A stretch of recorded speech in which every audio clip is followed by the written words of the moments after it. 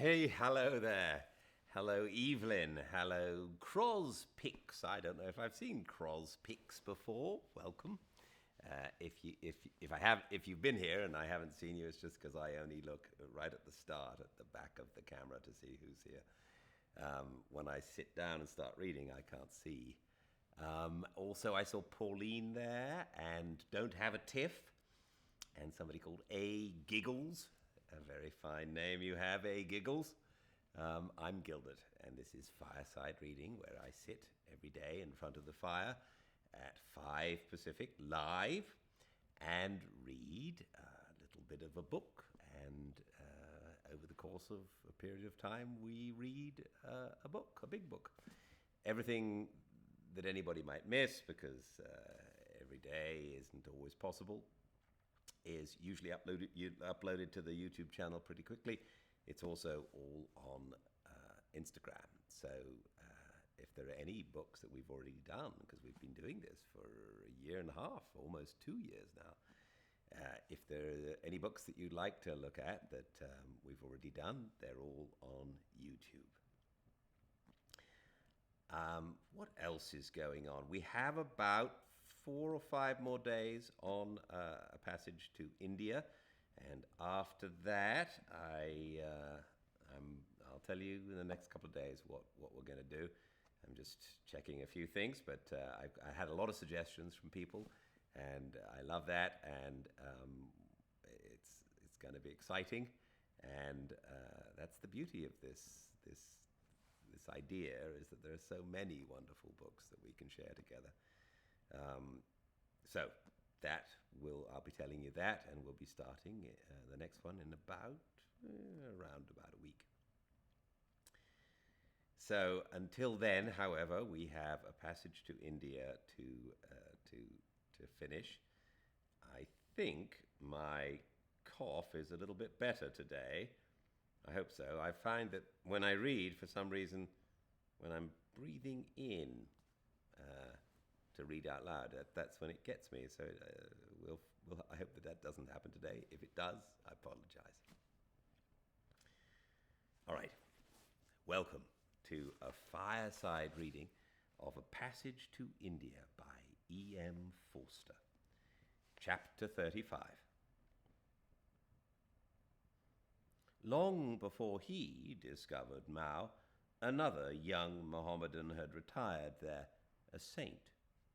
His mother said to him, "Free prisoners." So he took a sword and went up to the fort. He unlocked a door, and the prisoners streamed out and resumed their previous occupations. But the police were too much annoyed and cut off the young man's head. Ignoring its absence, he made his way over the rocks that separate the fort and the town, killing policemen as he went, and he fell outside his mother's house, having accomplished her orders. Consequently, there are 2 shrines to him today, that of the head above and that of the body below, and they are worshipped by the few Mohammedans who live near, and by Hindus also. There is no God but God. That symmetrical injunction melts in the mild airs of Mao. It belongs to pilgrimages and universities, not to feudalism and agriculture. When Aziz arrived and found that even Islam was idolatrous, he grew scornful and longed to purify the place like Alamgir. But soon he didn't mind, like Akbar. After all, this saint had freed prisoners, and he himself had lain in prison. The shrine of the body lay in his own garden and produced a weekly crop of lamps and flowers, and when he saw them, he recalled his sufferings. The shrine of the head made a nice short walk for the children. He was off duty the morning after the great puja, and he told them to come. Jamila held his hand. Ahmed and Karim ran in front, arguing what the body looked like as it came staggering down, and whether they would have been frightened if they met it. He didn't want them to grow up superstitious, so he rebuked them, and they answered, "Yes, Father," for they were well brought up. But like himself, they were impervious to argument, and after a polite pause, they continued saying what their natures compelled them to say. A slim, tall, 8-sided building stood at the top of the slope, among some bushes. This was the shrine of the head. It had not been roofed, and was indeed merely a screen. Inside it crouched a humble dome, and inside that, visible through a grille, was a truncated gravestone swathed in calico. The inner angles of the screen were cumbered with bees' nests, and a gentle shower of broken wings and other aerial oddments kept falling, and had strewn the damp pavement with their flue. Ahmed, apprised by Mohammed Latif of the character of the bee, said, "They will not hurt us, whose lives are chaste," and pushed boldly in. His sister was more cautious.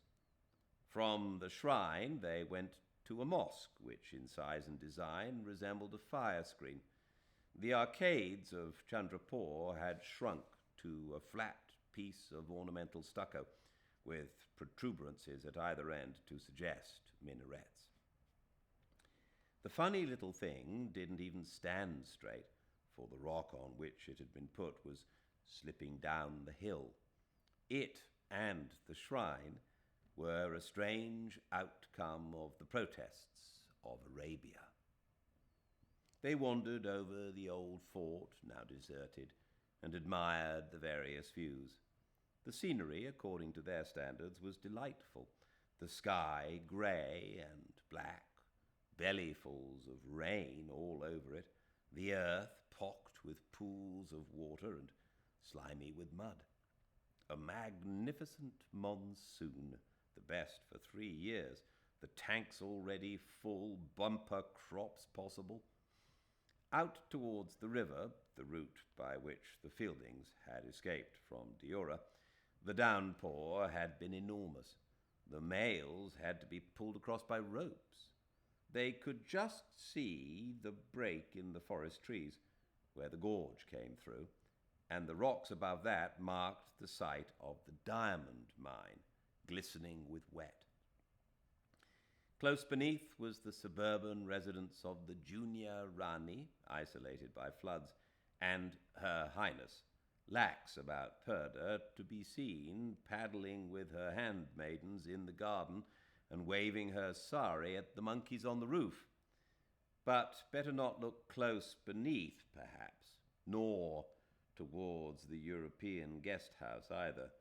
Beyond the guest house rose another grey-green gloom of hills, covered with temples like little white flames.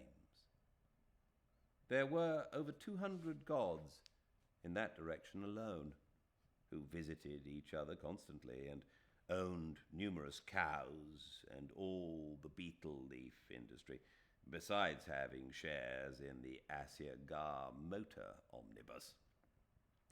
Many of them were in the palace at this moment, having the time of their lives.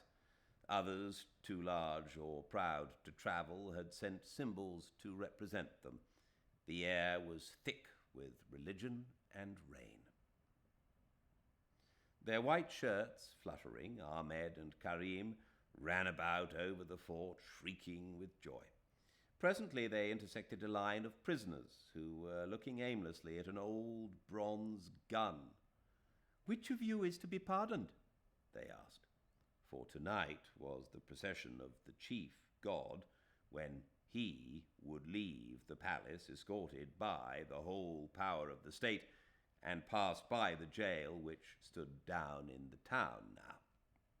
As he did so, troubling the waters of our civilization, one prisoner would be released, and then he would proceed to the great Mao tank that stretched as far as the guest house garden, where something else would happen, some final or subsidiary apotheosis, after which he would submit to the experience of sleep.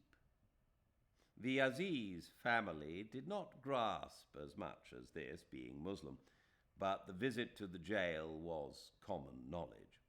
Smiling, with downcast eyes, the prisoners discussed with the gentry their chances of salvation. Except for the irons on their legs, they resembled other men, nor did they feel different. 5 of them, who had not yet been brought to trial, could expect no pardon, but all who had been convicted were full of hope. They did not distinguish between the god and the Raja in their minds. Both were too far above them. But the guard was better educated and ventured to inquire after His Highness's health. "It always improves," replied the medicine man. As a matter of fact, the Raja was dead. The ceremony overnight had overtaxed his strength. His death was being concealed lest the glory of the festival were dimmed. The Hindu physician, the private secretary, and a confidential servant remained with the corpse, while Aziz had assumed the duty of being seen in public and misleading people. He had liked the ruler very much, and might not prosper under his successor. Yet he would not worry over such problems yet, for he was involved in the illusion he helped to create. The children continued to run about, hunting for a frog to put in Mohammed Latif's bed, the little fools. Hundreds of frogs lived in their own garden, but they must needs catch one up on the fort. They reported 2 topies below, Fielding and his brother-in-law, instead of resting after their journey, were climbing the slope to the saint's tomb. "Throat stones?" asked Karim. "Put powdered glass in their pan?" "Ahmed, come here for such wickedness." He raised his hand to smite his firstborn, but allowed it to be kissed instead. It was sweet to have his sons with him at this moment, and to know they were affectionate and brave. He pointed out that the Englishmen were state guests, so must not be poisoned, and received, as always, gentle yet enthusiastic assent to his words.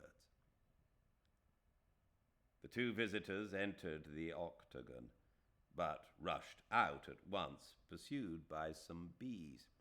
Hither and thither they ran, beating their heads. The children shrieked with derision, and out of heaven, as if a plug had been pulled, fell a jolly dollop of rain. Aziz had not meant to greet his former friend, but the incident put him into an excellent temper. He felt compact and strong. He shouted out, "Hello, gentlemen, are you in trouble?"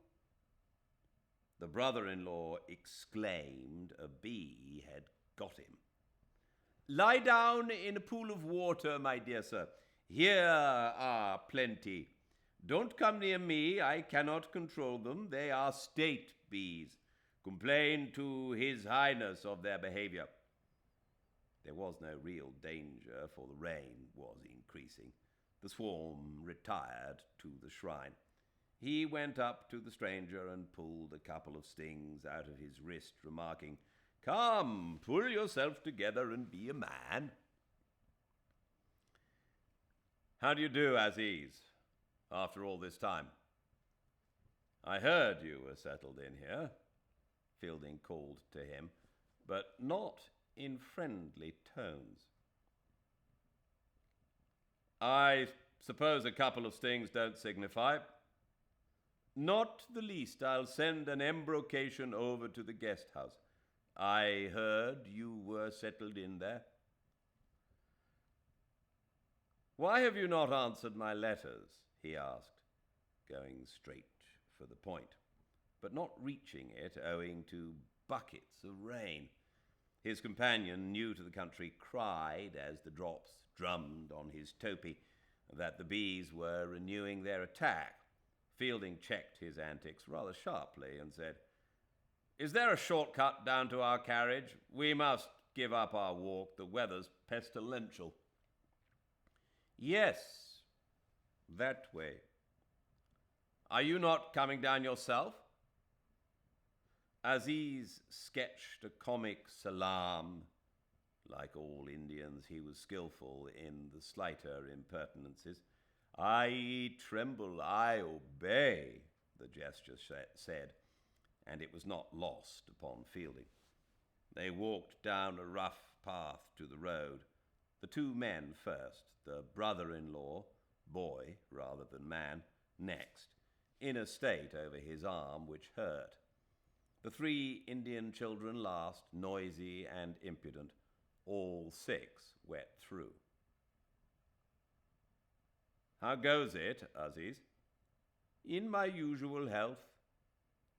"Are you making anything out of your life here?" "How much do you make out of yours?" "Who is in charge of the guest house?" he asked, giving up his slight effort to recapture their intimacy, and growing more official. He was older and sterner. "His Highness's private secretary, probably." "Where is he, then?" "I don't know." "Because not a soul's been near us since we arrived." "Really?" "I wrote beforehand to the Durbar and asked if a visit was convenient. I was told it was and arranged my tour accordingly. But the guest house servants appear to have no definite instructions. We can't get any eggs. Also, my wife wants to go out in the boat." "There are 2 boats." "Exactly, and no oars. Colonel Maggs broke the oars when here last." "All 4? He is a most powerful man." "If the weather lifts, we want to see your torchlight procession from the water this evening," he pursued. "I wrote to Godberley about it, but he's taken no notice. It's a place of the dead. Perhaps your letter never reached the minister in question. Will there be any objection to English people watching the procession?" "I know nothing at all about the religion here. I should never think of watching it myself." "We had a very different reception both at Mudkul and Deora. They were kindness itself at Deora. The Maharaja and Maharani wanted us to see everything." "You should never have left them." "Jump in, Ralph." They had reached the carriage. "Jump in, Mr. Quested and Mr. Fielding." "Who on earth is Mr. Quested?" "Do I mispronounce that well-known name? Is he not your wife's brother?" "Who on earth do you suppose I've married?" "I'm only Ralph Moore," said the boy, blushing, and at that moment there fell another pailful of the rain and made a mist round their feet. Aziz tried to withdraw, but it was too late. "Quested? Quested? Don't you know that my wife was Mrs. Moore's daughter?" He trembled and went purplish grey. He hated the news, hated hearing the name Moore. "Perhaps this explains your odd attitude." "And pray what is wrong with my attitude?" "The preposterous letter you allowed Mahmud Ali to write for you. This is a very useless conversation, I consider." "However did you make such a mistake?" said Fielding, more friendly than before, but scathing and scornful. "It's almost unbelievable. I should think I wrote you 6 times mentioning my wife by name. Miss Quested? What an extraordinary notion." From his smile, Aziz guessed that Stella was beautiful. Miss Quested is our best friend. She introduced us, but what an amazing notion. Aziz, we must thrash this misunderstanding out later on. It is clearly some devilry of Mahmud Ali's. He knows perfectly well I married Miss Moore. He called her Heslop's sister in his insolent letter to me. The name woke furies in him. So she is.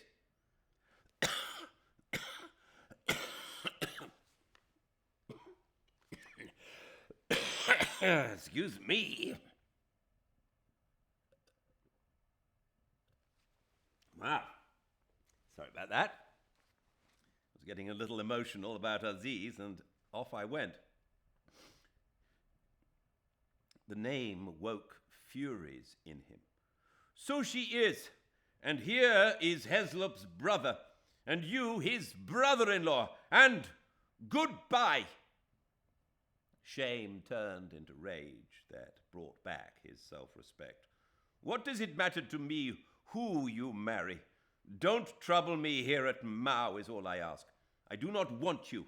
I do not want one of you in my private life. With my dying breath I say it.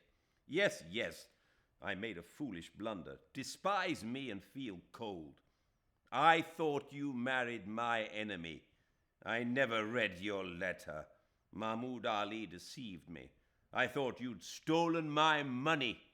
But he clapped his hands together and his children gathered round him. It's as if you stole it.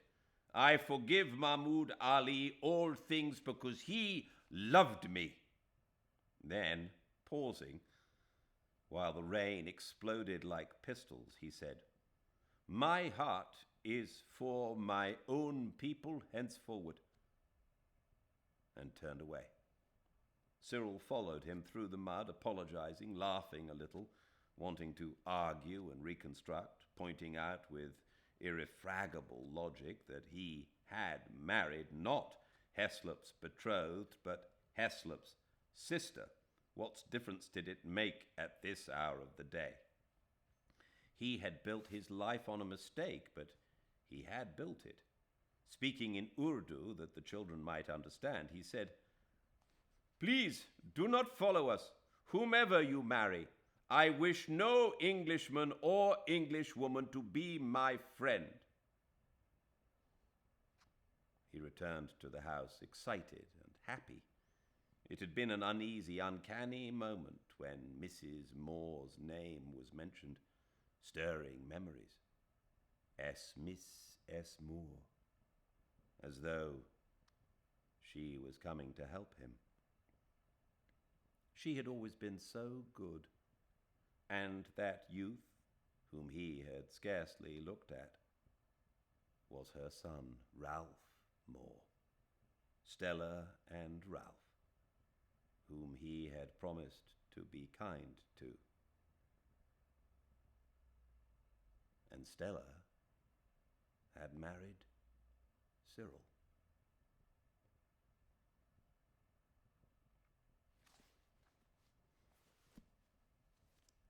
Thank you all for joining me.